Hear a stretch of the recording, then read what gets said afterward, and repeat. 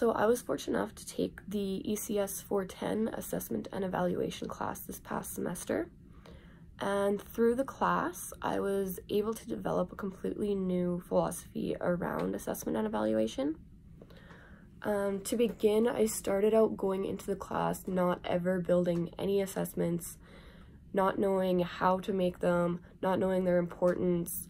I went in not knowing quite a bit.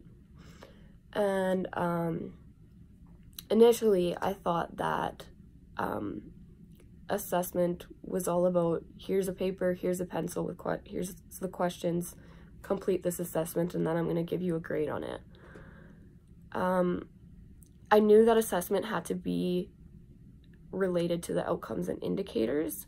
If they weren't reflective of those, then you're wasting your time. Assessment should be valid and reliable. I took an EPC class a while ago, kind of about assessment. It had to do more of diagnostic assessments, but we talked a little bit about validity and reliability in regards to tests, and I feel like that helped me a little bit in this class going in. Tests, I believe, had to have a grade or mark attached to them, so the only reason you would take an assessment or give an assessment is to receive a grade. So these grades would go towards the student's overall mark of the course, and that's how they would determine if the student is fit to pass the class and move on, or they need to stay back and do some more practicing. I knew that there were 3 types of assessment, so I knew about diagnostic, and then I knew about formative, and then I knew about summative. With these, I understood that diagnostic was like a pre-test to see what your students know and what your students don't know. I knew that there was no grade usually attached to those ones. Formative has been kind of one that I've always struggled with a little bit, because I never know when you want to attach a grade to them and when you don't. But that's more in general testing. It's not summative at all, meaning it's kind of based on like little learnings, like maybe throughout one class. And then summative, I knew was like a cumulative test through a unit or a semester of what the students learned, and those are taken in for grades. So looking back on this information, a lot of what I assumed and thought I knew is not exactly true.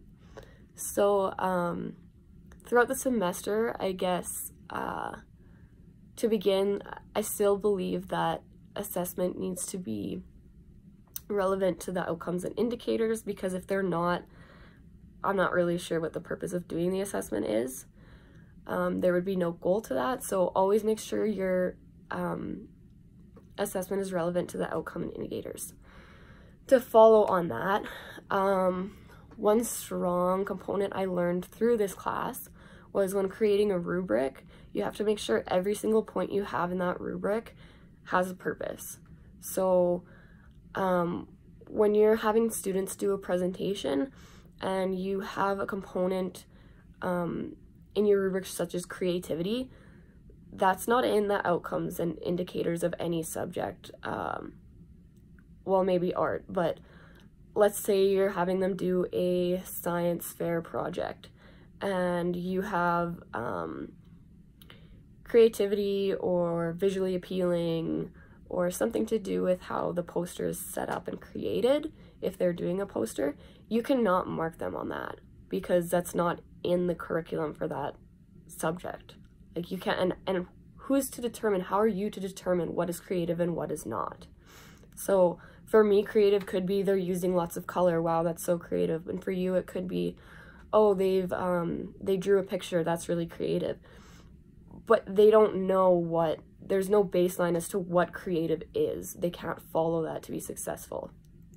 So that's a main thing I realized. And same within rubrics while we're on that topic.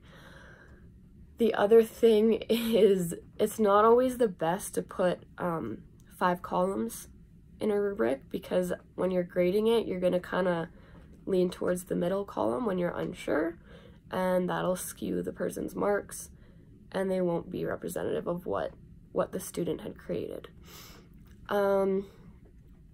So assessments should really be transparent. It should be created with the student as much as possible, just so that everybody's on the same page and there's not misunderstandings happening that you don't know about. During this class, we actually did create one of our assessments together, like the criteria for the assignment together, and I think that really helped. I've never done that in a class before, and being able to see firsthand and put in my input about what I wanted to be graded on was really helpful, and it made the assignment not as dry. Like I didn't go into the assignment being like, oh, we have to do this and this and this because that's what's required. It's like, well, we decided on what was required, so it kind of pushed me a little more to do well in the assignment, just because I knew what exactly I had to do well. So that's something I really want to use with my future students, whether it's building a rubric or even just building success criteria. I'd like to involve them as much as possible so that we all know what's going on with the assignment, what they need to do to be successful, and then if they have any questions or anything, it's just good to clear that up before they start the assignment. Another important piece is always give the assignment criteria or rubric at the beginning of the assignment, because it's not fair if students understand it differently, start working on the assignment, and then realize that, oh, now that I've received the rubric, I'm not on the right track. So give the rubric or assessment criteria with lots of time ahead so that students can actually go through that and figure out what they need to do. So assessments do have to be valid and reliable. If they're not, there's no point in doing them.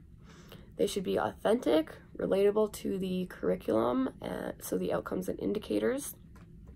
They should be transparent, so going in, you shouldn't be trying to trick your students. I know some teachers think it's, like they're making students use deeper knowledge when they put in kind of trick questions, but that's not a fair assessment at all. So even with multiple choice, I can remember an experience I've had in university where the prof said every single question was multiple choice. However, within the multiple choice, there was more than one right answer on many of the questions. We didn't know which questions they were, and to get the answer right, you had to pick the answer that was most correct. So if you picked an answer that was correct, but didn't pick the most correct answer, you got that question wrong. So that was really tricky, I think, and I didn't learn anything from those exams. I was just frustrated and didn't really know what he wanted from us. So they need to be fair and equitable. Timely. You don't want to give assessments that are hours and hours long. Just because the assessment is long doesn't mean that the student is learning more or deserves more of a grade. You can give an assessment that can be worth 10 marks that can take 10 minutes, and you can give an assessment that can be worth 10 marks that can take an hour. It's completely up to you on how you want to do that. You have to kind of base that on the ability of your class. So if you are an older grade and students do need to start practicing writing exams for post-secondary, you might want to make the tests a little longer, but you're not going to give a 7-year-old a test that takes an hour long. That's not ideal. Also, assessments need to be incremental. So you're not giving a test every single day at the end of every single class. That's not how assessments are supposed to be used. Assessments are supposed to be used periodically so that they feel like an assessment. It's not like, oh, here's another one of these that I gotta do today. It doesn't really count for anything. They have to have a purpose and they have to be timely. They have to be incremental.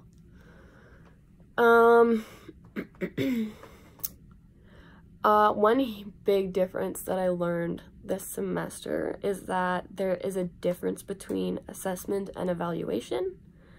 So assessment focuses on learning, teaching, and outcomes. So when you're giving an assessment, the overall purpose of giving an assessment is to increase the quality of one's work. So you are giving them feedback, you are showing them where they went right, where they went wrong, what they could have done differently.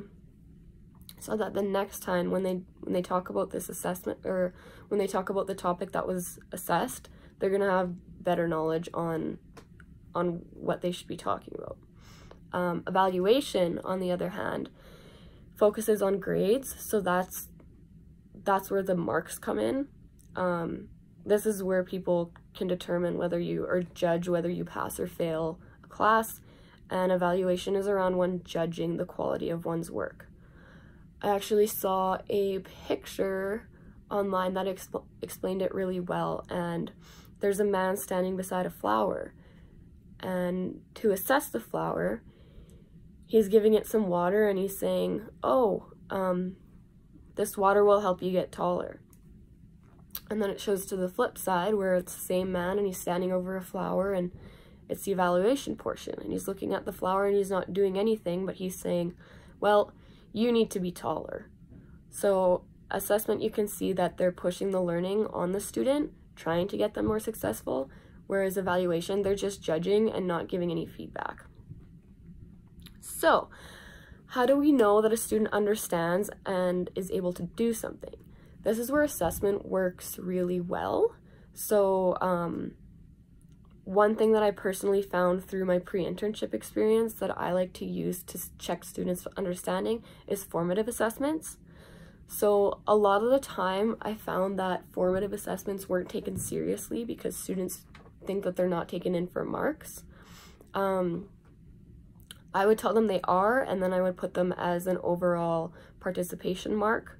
So if they handed in their formative assessment at the end of the semester, they would get however many out of 10 for participation. So if I used 10 formative assessments during the semester, then they would get 10% if they did them all. So it's not about telling, oh, this isn't for grades, so like just do the best you can, because a lot of students won't. They'll just hand it in and leave. So through formative assessment, I was able to give students questions on cue cards or exit slips, and then see what they know through those questions, so I can base my next lessons on what I still need to teach them, or what I need to go over again, or move on to new subjects, stuff like that. So I found formative assessments really helpful. I guess backtracking to diagnostic assessments, those during my pre-internship I used at the beginning. So when we started the unit, like on the very first day, I kind of asked them what they knew about the topic, what they wanted to know. KWL charts fill in really well for diagnostic assessment, and those can also be used throughout the entire course. So KWL, what I know, what I want to know, and what I've learned. So those, just keeping track, those can help a lot. Summative assessment, I did that through an assignment, and it was interesting. It was really interesting to see which students pulled certain things out of the curriculum and which did not. So it was the same assignment for 60 kids, and some of them did really well and really applied their knowledge that they learned, and some of them didn't. But with the success criteria, we created it together, and we were all on the same page. So it's just very interesting to see which students can kind of go about that differently.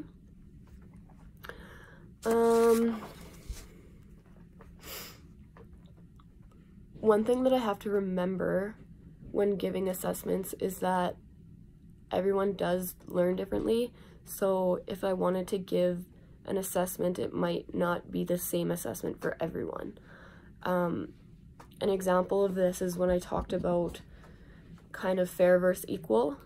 So being equal would be giving everybody the exact same test and expecting them to fill it out the exact same. So they would all be given a piece of paper with questions, and they would all get a pencil, and that's what they would do. That's how they were assessed. Being fair, however, that would more rely on kind of helping students where they need help. So if you had a student who didn't have hands, you're not going to give them a paper and a pencil and say, here, write this essay for this exam like everybody else. You might have them do a video, you might have them do a skit, you might have them have conversation with you. You can do it in different ways that makes it fair, which can benefit a student a lot. So going back to even the example picture that I've seen, where it's a row of animals, and they're saying, okay, we're giving you guys an equal test. Everybody's having an equal opportunity to do this test. And there's like a fish and a snake and a monkey and a giraffe, and he says, climb that tree over there. How's the fish gonna climb the tree? That's not fair. That's equal, but it's not fair. So just remembering to be fair when giving assessments. One downfall to this could be it might take a lot of time. So because everyone's different, I might have to give out 3, 4, 5 different assessments, and that's going to be hard on me as a teacher, because then I have to go and correct all these assessments when they're not in the same way. Like if you had a test that was just true or false, you could go and look at the answer key, okay, true, false, true, true, false, just go through that. But by having different assessments, you're looking for different things. So that can be a lot more time consuming in that way. So it's just something I need to be aware of. It's commonly said that assessment should only occur at the end of a semester or learning periods or unit. I don't believe this, because formative assessment does have a lot of practical components to it, and that's just a really good way to monitor students as they go along. Rewrites on assessments are not appropriate. I don't believe that either. So life happens. A student can rewrite an exam to show how they've learned and how they've grown, whereas if you give them an evaluation and they write it and they fail horribly, and then you don't give them any feedback, you don't talk to them about it, it's just like, okay, you failed it, moving on now, they're not going to learn through that. So allowing students to rewrite assessments gives them the opportunity to like expand their growth and their deeper understanding of what the topic actually is. I do not believe that all assessments should be used for marks, just because there's ways to assess students without doing it formally, so through group discussion, and you don't have to give students marks for that go towards their overall grade. This is just a check for understanding. Yeah, so I've learned quite a bit this semester, and I think going into my internship, I have a lot of new tools that I can use to assess my children that I'll have, my students that I'll have. I really want to promote differentiated assessment during my internship, just because I know that I've benefited from that before, and I want my students to be able to benefit from that as well. I need to remember I might not always have access to resources I need to differentiate the assessment, but that is something I'll just have to work through and discuss with my students. I think the main thing that I'm taking away from this class is how important it is to collaborate with your students and with other teachers. So when you're like, I'm a new teacher, I'm going in and I'm not going to know anything. So just being able to rely on other people and have those people for support, hear my students out, what they need to know, what they want to know, is just going to help me a lot through my teaching career. So overall, I've learned a lot through this class, and I'm looking forward to creating rubrics and getting them assessed by my peers so that I can just keep growing and learning about assessment and evaluation. Thanks.